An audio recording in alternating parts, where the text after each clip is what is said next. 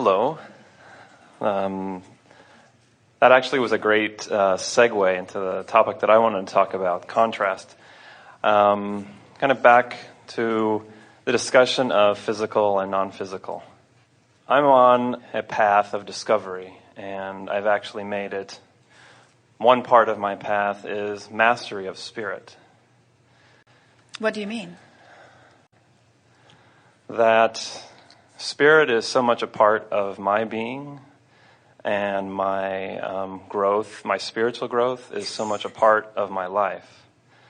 That what I mean by mastery of spirit is to grow in my facility with my relationship to spirit.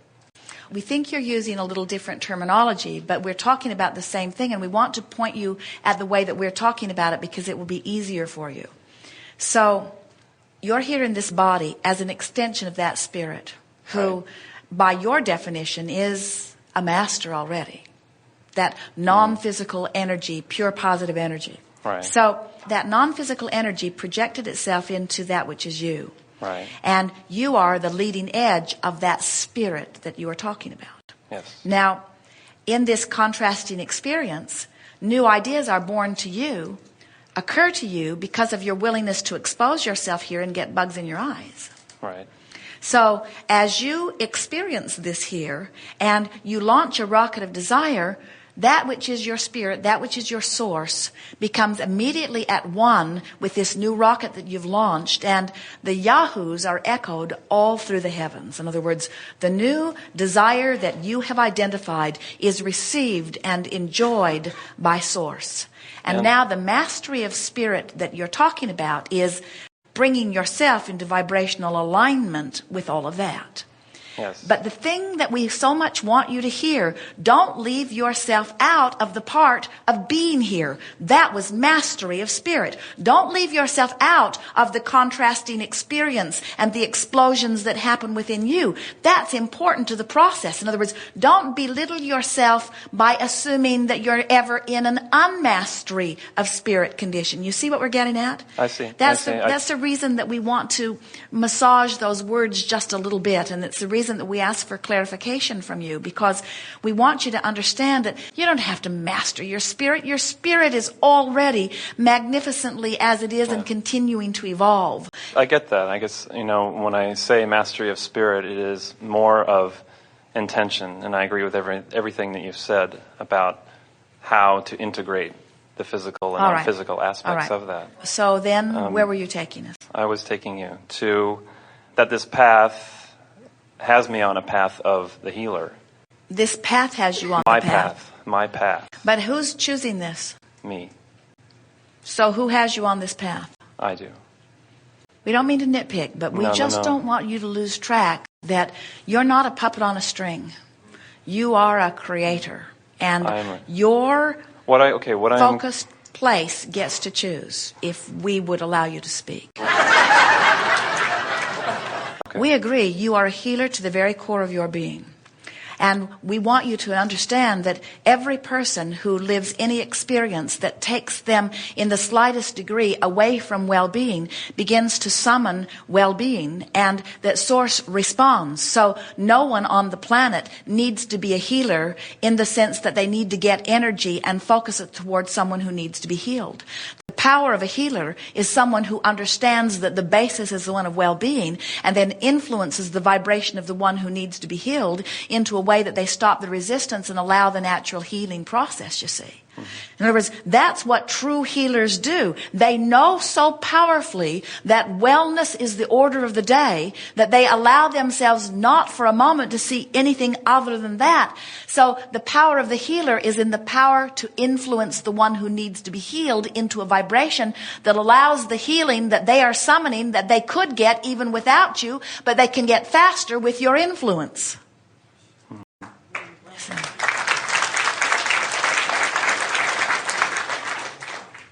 Thank you. Just different words, but these words took you into a different place, didn't they? Yes, absolutely. Absolutely. So now what? My question is about the future, ultimately.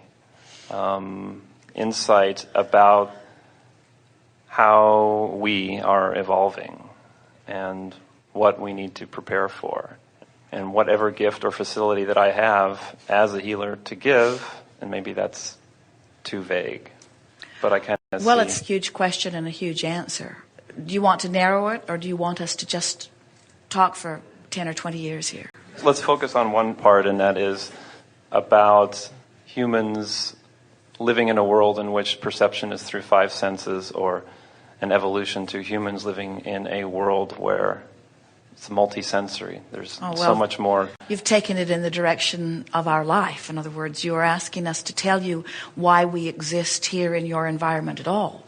And so we can talk endlessly about that, and happily we'll begin here. Your five senses are vibrational interpretations. What you see is just an interpretation of vibration. What you smell is just a vibrational interpretation. And so these interpreters cause you to conclude a reality that you call real life. And you have within you, it's what we talk about all day, every day, emotions which give you a true reading of other vibrations. And that is the vibrational relativity between the things that you've been talking to us about mastery of spirit. In other words, the emotions that you feel are sensors or interpreters that help you to understand and close the gap between who you have become as spirit here in this body and who you are allowing yourself to be in any moment, given what you're focused upon in the moment.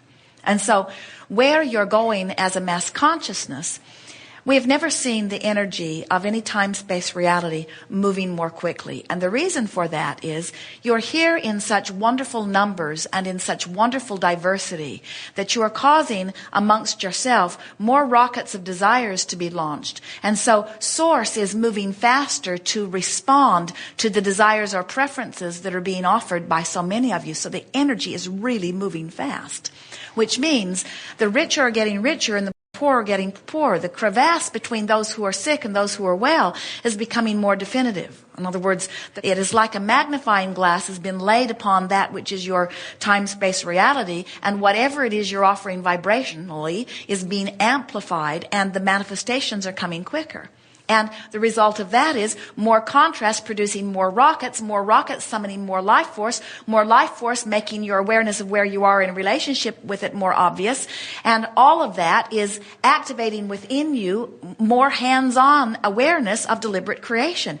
Jerry and Esther, remember when they first began feeling Abraham uttering the words, Seth said it first through Jane Roberts, you create your own reality, and the power of your now is where all of the creation is taking place. And Jerry said, so you say I create my own reality. How in the world do I do that? You say that our power is in the now. What does that mean? And we've spent all of these years just basically answering those questions to help you to understand that you do create your own reality, that your reality is as you perceive it to be, but that you must have some sense of quantifying your journey if you are to have any deliberate control of your own experience, you see. Where is it going? It's going to a time where those like you who are utilizing your emotions in order to understand your vibrational proximity to who you really are, to the mastery of who you really are living and going to live spectacular lives, the lives of which have not been lived before. And those who are not keeping up with the stream will find faster and faster ways of removing themselves from the game because they will not be able to abide in the self-assigned discord. Now, we don't want to upset anybody because that's the way it's always been. And if we talked to you 2,000 years ago, that would have been the answer that we would have given you then. Used different words. We said things like, turn the other cheek. Okay. That's it. Thank you. Better and better and better and better and better. More wonderful things for all of you. And before you know it, your path will get brighter and sweeter and brighter and sweeter. And the people who watch you will say, you know, you amaze me. Things go well everywhere you go. Why is that so? And you say, I've come to expect it. And many of them will say, they don't want to hear how you expect things to go well. They'll say, oh, that's because you're rich. Oh, that's because you have an entourage that travels with you. We promise you, no entourage can buck your current. There is no one in the world that can prepare your path for you but you. You're the only one who can prepare your path for you, you see. You are all as rich as everyone else because you all have the resources of the universe at your fingertips. And when you take the time, when you care enough to take the time to find the better feeling thought, now you're moving towards something that will please you. Every step you take, you are marching toward a manifestation. And if you feel good while you're stepping, you're marching toward things that are going to delight you when they get there. And if you're ornery, if you're unhappy, if you are frustrated, if you are blameful, if you are angry, if you are hateful, if you are revengeful, if you are fearful, if you are depressed, you are marching toward things that are going to augment that feeling of depression, of anger, of frustration. In other words, the way you feel must net you more stuff that feels like the way you feel. The better it gets, the better it gets, the better it gets, the better it gets, the better it gets, the better it gets, the worse it gets, the worse it gets, the worse it gets, the worse it gets, the worse it gets. You cannot defy the laws of the universe. Please give it up. Stop trying to use your words and your action for the stuff that attitude and mood and vibration are to do. In other words, mold yourself into place. As Jerry and Esther come to a place like this, there is a lot of planning that goes into place months in advance. A lot of reservations are made, and a lot of phone calls are made, and a lot of faxes are sent back and forth. A lot of energy is expended in order to make sure that things go right. And we say, all of that action is nice, and it may even be necessary in this world in which you are living, but why not make the same vibrational preparation for everything that is important to you? In other words, send vibrational faxes, send vibrational telephone calls, send vibrational expectations. In other words, do the vibrational work before you do the action work, and the action work will be a fraction of what it has been before. If you take the time to do the vibrational work first, you won't have to offer nearly as much action. You'll begin to discover that the things that are important for you just unfold for you because the universe is at your fingertips. The fairies of the universe are there for you. You are the center of an enormous entourage that means to please you. And when you, through your magnificent deciphering of contrast, give birth to a rocket of desire, that rocket of desire is duly noted, understood, and absolutely agreed with by all of the resources of the universe, and now all you've got to do is to get into vibrational compliance with what you are asking for. Isn't that nice to know? We are eager to talk with you about anything that is important to you. We'll talk about the emotional scale. We'll reactivate your vibrations within you. We will assist you in finding a better feeling place. We will help you with step 3 of the creative process, which is coming into vibrational alignment with what you're asking for.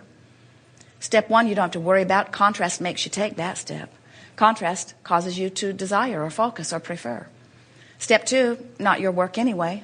Source and all of the resources of Source answer your request. That's that vibrational alignment. That's that one point of vibrational relativity that happens instantaneously. So your only work is step 3.